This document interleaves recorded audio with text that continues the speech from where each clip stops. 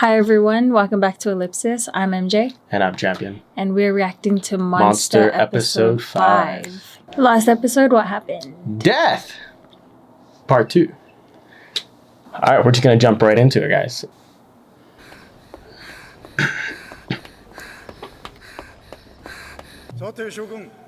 Who that? I'm guessing it's the sister. Yeah, what do you think? Yeah, I guess. She's blonde, right? Yeah, blonde or brunette. They're in college, obviously. She's gonna break it one way or another. Yeah. Oops. Why gotta be so loud? Part-time pizza delivery job. Is she studying law?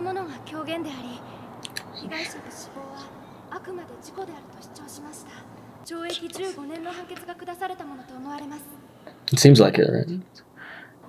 Oh, I mean, very detailed answer. Nina. Was it Nina the name of the girl? Or am I just pulling that out of my ass? I don't know. I forgot what her name was. Okay, guys, so we looked it up and episode 1 told us that the girl of Heidelberg. So yeah, in episode 1, Johan's twin sister was named Anna, but it's likely she changed her name. She does seem like the right age. Mm-hmm. Plus, we saw this Nina character in the intro, so yeah. I'm guessing she's someone important. I mean, she has blonde eyes, blonde eyes, blonde hair, blue eyes. How many times was that? Typical, bro. Just like, is that like the 20th rejection? Oh, she learns martial arts. She works part-time at a pizza place. Damn. My kind of girl. Pizza. Like Spider-Man. Pizza time.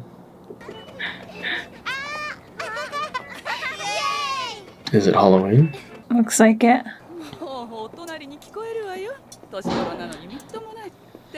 Adoptive parents? I don't know. Or is this a totally new character, maybe? She colored her hair.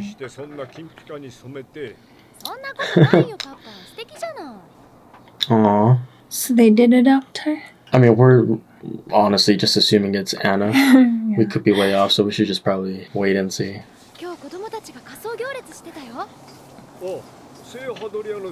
Oh. Okay, so it's not Halloween.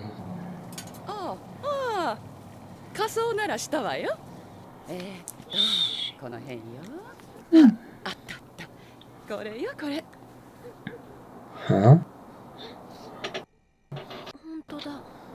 So it's not Anna. I don't know. Or something's off. And yeah, I think something's off. And it is Anna. And that's not like the people she was raised with. So is it Johan's doing, or is it for like her own good? Maybe she has amnesia, like she forgot who she was, and she's just with the foster home, and they're just going along with it. Yeah. She has a pen pal. That's nice. Oh, the 90s were such a simple time. World's most beautiful flower, born to blanket you in flowers.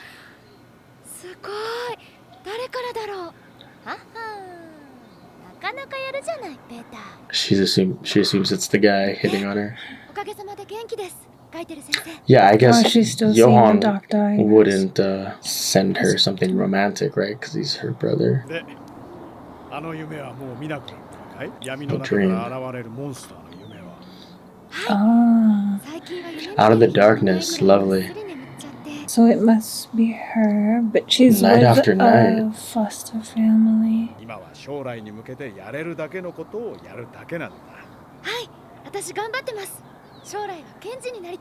So she's studying law. You're right. Prosecutor. Good job, baby. It's interesting. She's very different from Johan. We're assuming so much right now. We're assuming it is Anna, and we're assuming that. Well, she's. Yeah. Something she's running away from. I love that. I love that description. Some vast, like it's so ominous and nebulous. So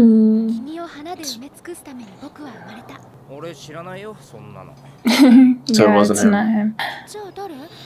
Yeah, but Johan wouldn't send her that. Because he's her brother, right? That'd be kind of weird. Yeah, unless he's trying to be somebody else. Wait. Hold on. What if they're not siblings? What if they're not twin siblings? What if those parents in the beginning that were killed, what if they weren't their parents? What if they were also adopted, like foster siblings? You know what I mean? Then it's possible if this is Anna that Johan is in love with her. Yeah. I could be way off. I mean, because shoot myself in the he made up throat. his name, right?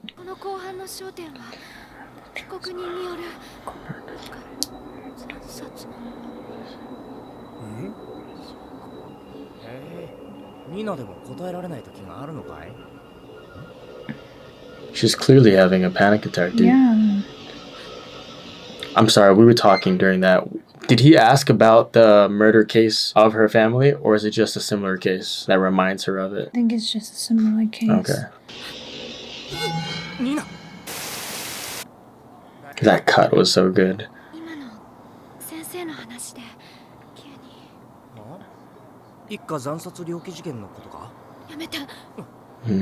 Yeah, I really do think it's Anna. No, dude, she went through it. That's the problem, is she's thinking back to her childhood. No, that's not a good idea. Oblivious.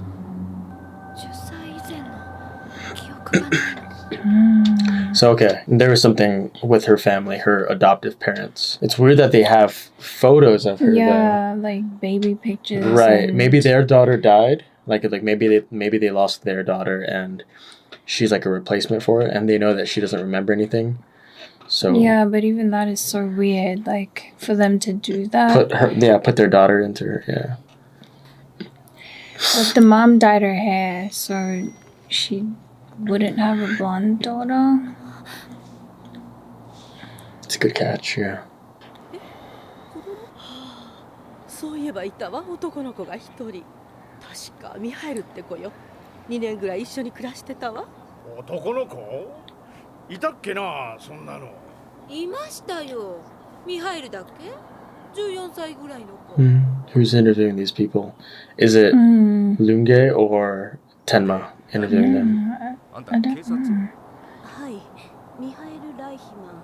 I love how they're framing this though, like it's a mystery to us. 友達もいたのかどうか。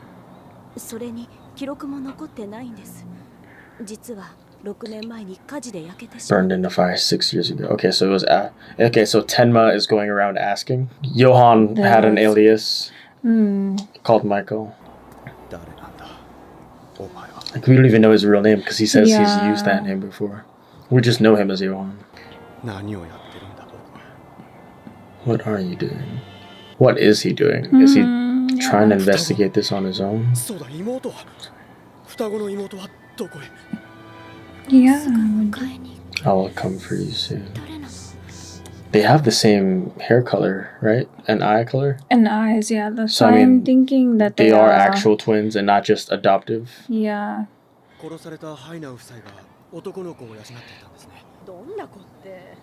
So putting together who they were talking about, he lived under the radar. Like there wasn't anything too particular about him. He didn't stand out. He didn't have a whole lot of friends. He seemed just like he wasn't a delinquent. He was just... Yeah, he was smart enough to do that on purpose. No, I guarantee he was smart enough to like intentionally just like that. Be under the radar. Not too amazing, not too unamazing. But he's so young, you know? Going by what the show has shown us, he's smart enough to kill 3 adults at the age of 10, 11. Interesting.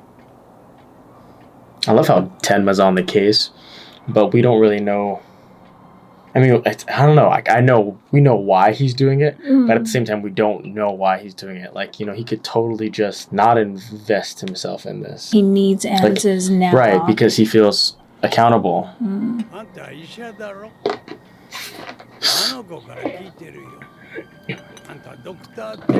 That boy told me. What? For like a second, I was thinking she was like a loner. You know? Nina. No, there aren't. I wish there were. You talk like that. No. 12号教室の絶対に先生に刺されるなのに先生に刺されないのよね。そうそう、それであいつ知ってる？授業中ニナのことじーっと見つめてるのよ。 What? So there's someone in her class who's just so under the radar that even though they sit in the seat where the professor always calls on them, that person never gets called on because they're just like, it's like they're invisible. You think Johan would attend college classes with his sister? I don't think so. I think it's like a red herring, right? Yeah. He meant more to Johan than a parent. I mean, he did save his life, right? That's what I was thinking. He trusted you. He's got blue eyes too. そしてある日突然姿を消した。彼は非常に頭が良かった。礼儀も心得ていた。毎日ね、一人暮らしの私はいつでも彼を迎え入れた。It's nice of him. そこの椅子に座り、彼はひたすら勉 His 強 time を続け studying. た。私の教える英語とフランス語をみるみるうちにマスターしていった。 So he's multilingual. どちらも完璧に操れるようになっていた。 And German, because they're in Germany, so 3 different, like, he's trilingual at 12? Holy shit. 3 languages at 12? Yeah. He asked about his time in the war, I'm guessing, judging by the photos. Yeah, that would interest someone like Johan. 我々が連合軍の駆逐艦に攻撃された時の話だ。水圧できしむ艦内で我々はひたすら恐怖に耐えた。 I can't imagine. 我々がこの世の地獄から生還したのは38時間後のことだった。彼が最も興味を示したのは The music. The terror. 究極の恐怖。 He was interested in their reactions. Like he wanted to know what it felt like for them. 彼は恐怖をもてあそんでいた。 What a weird kid. Oh, this is amazing. 目を輝かせて笑みを浮かべていた。 Wow. おそらく。 What? 私は目が見えないから。 He's blind. Oh. That's why he trusted him. Because he's blind. Yeah. It's because he can't. 誰にも心を許したりはしない。あの子が本当に心を許したのはただ一人。 His sister. So it is his real sister. The music is so amazing in this whole scene. It's 20歳になったら迎えに行くと言っていたよ。 when she turned 20.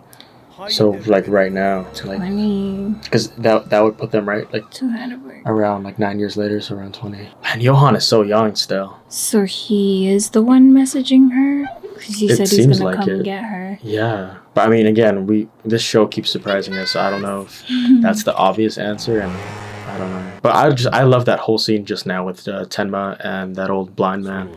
20歳の誕生日になったら言おうって。あの子は私 Oh, たち so の she does. So they do seem to care about her. Yeah. But it's so weird that they're lying to her. I mean, unless it's literally to protect her. And then if that's the case, how did that come to be? Like, how did that situation, that living situation, form? And I also think that they don't want to lose her. Like, maybe if she knew the truth, she would wasn't run their daughter. away, She'd or- try to find answers. Yeah. I'm just so curious, like, who brought her there and who told them to lie to her? No, it's not Johan. No. I Yeah, doubt it's that not. he would. Yeah. 僕オットー・フーベルマンと言います。 She seems disappointed. Oh, shit. But he is there. Holy fuck. Oh my god, he's so menacing without Yeah. doing anything, just seeing him.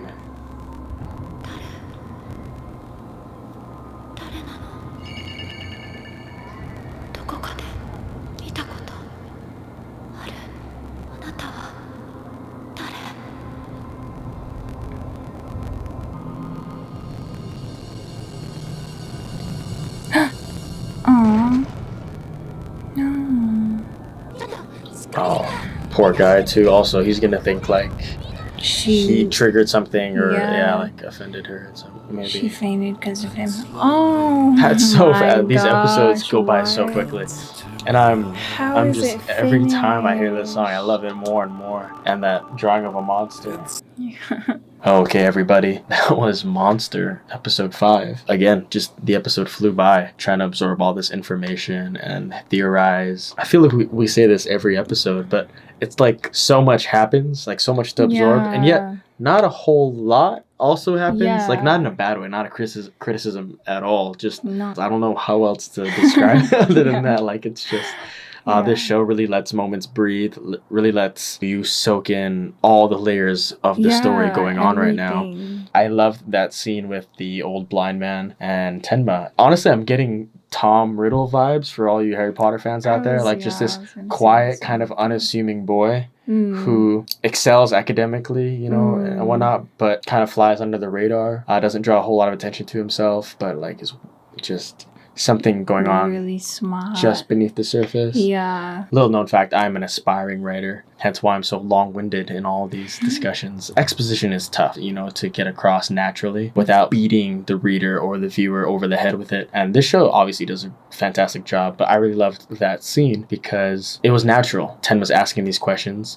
The guy who Johan opened up to because he's blind. It wasn't a matter of trust. That comes across so well to the audience member. And I'm guessing if we read the manga to the reader that Johan does not trust anybody. But without having to just like have Johan say, I don't trust anyone. You know, like that. Like amazing. The fact that we get just little insight into who he was even at the age of 12. We got that to this day, Johan is obsessed with death, or you know, he finds that people are only equal in death. Clearly something happened before we even got into the story, you know, before he was even shot and his parents were killed. I'm interested to know something with his childhood. Whatever it was, it influenced him in such a way where death was always on his mind. It's like he's desperately trying to find an answer to a question that maybe he doesn't know how to phrase. There's got to be a reason for his actions, you know, because someone that intelligent doesn't just kill because it feels good. He doesn't seem sadistic so much as,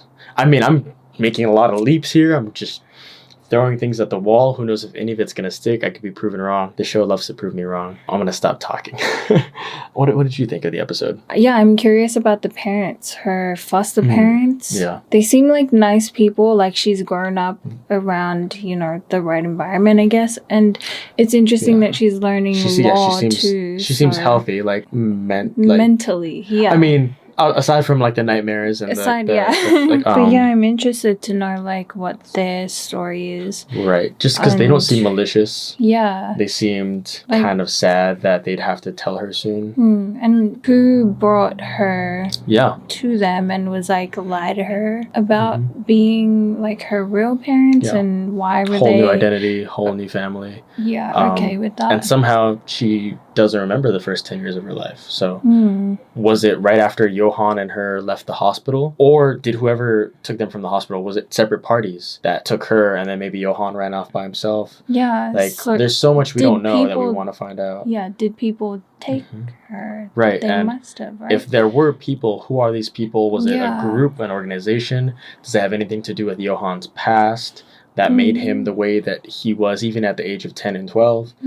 Lots of questions, lots of theories we could have, but I'm so curious about the dynamic between Johan and Nina. If she is in fact Anna, if they re-meet, how's that gonna go? Because she seems, like we said, well-adjusted. You know, she's studying law. Seems like a moral person. And then as soon as she saw him, she fainted. So is that gonna be like is she terrified of him? Every time she had that negative reaction 9 years ago. Really curious. I also had the theory that they weren't actual biological twins, even though they have the same hair color and same eyes. I don't know why I thought that. I just, the emails seemed romantic in nature. So I just didn't want to assume reading into incest. I wanted to assume something else. But maybe it was platonic and it just, seemed romantic to me. Or maybe Johan, or whatever his name is, he did that purposely for her to be like, oh, this is somebody that wants to to make sweep it more me off my feet, you know, right? Or like, Yeah, who knows? He seems like an incredibly intelligent, potentially manipulative person. So who knows if he is the person who sent those emails, why he did that. For a show that has a lot of information in each episode, you always have this feeling like you didn't learn a whole lot. Yeah, you get to know like small things, and then it's like a whole bunch of other questions. But I mean, we're hooked, we're fascinated. Something that we didn't even talk about is no Lunge this episode. So we're not following their investigation of Younker's murder and the police officer's death. We're following Tenma's investigation. He seems to have taken it upon himself to at least find some answers. And I know we talked about it during the episode, but to better phrase it, it's not that I don't know why he's doing what he's doing. I understand that he probably feels immense responsibility. He saved this child's life. This child is apparently a serial killer. How did this happen? Why has it happened? Where has he been for the last 9 years? He wants answers because he needs to make things make sense, because his whole philosophy is all lives are equal, all lives are worth saving. To reiterate what I was saying is I don't know why he's doing what he's doing, in the sense that what's his end goal here? If he finds Johan, what is his end goal? Is it to call the police? Is it to just shake him for answers? Is it a moral thing for him where he just needs to know his hands are clean, that he's not responsible for this? If he can just get answers and figure out how things went wrong and how things developed for Johan, and is he still trying to save Johan? Because I mean, knowing he's that type of guy. I feel like he would try and help him. Like, he wants these answers so that he can confront Johan and tell him to maybe like change his ways. But I don't know. We didn't really get into Tenma's headspace ever since last episode's events. I would love at some point soon to get back into like an episode where it's like his thoughts kind of on paper. I actually do find his character fascinating as well, not just Johan, but just someone that is that good. I think it's an understated character, and I think he's a really cool protagonist. But thank you guys for joining us on this journey, continuing on with us. As always, if we missed anything or misquoted anything, or just we have memories of goldfish, just please let us know. If you enjoyed our reaction, leave a like, subscribe if you want to see more reactions to Monster or My Hero. For any Akame Good Kill fans out there, we don't have enough subscribers to have a community tab to like post notifications, like messages to you guys. Just for now, we're going to be pausing Akame. We're not quitting it. We only have so much time. I work like 50 hours a week. MJ is about 8 months pregnant, and that time that we have together is only going to get smaller once our daughter comes. With the limited time we have, we wanted to focus on Monster for now. So Akame fans, we apologize. We will be getting back to the show eventually, but for now, Monster fans can probably be happy. We're trying to do more. We're trying to release at least 2 episodes a week. We'll see how steady we can keep that. It is a long show. So bear with us as we try to adjust to that schedule. We've mentioned before, MJ does the majority of the editing. We're just giving her time to adjust to that. Also, let us know if we should be taking notes. I know that note-taking is kind of a thing for some reactors, but I also find that while they take their notes, they tend to like look away and miss things. So if you feel like we're missing things too frequently, we'll start taking notes. But if you think we have a decent grasp on what we need to have a grasp on, we'll just keep on keeping on. So let us know what you liked about this episode, and we'll see you guys next time. Thank you. Thank you. Peace.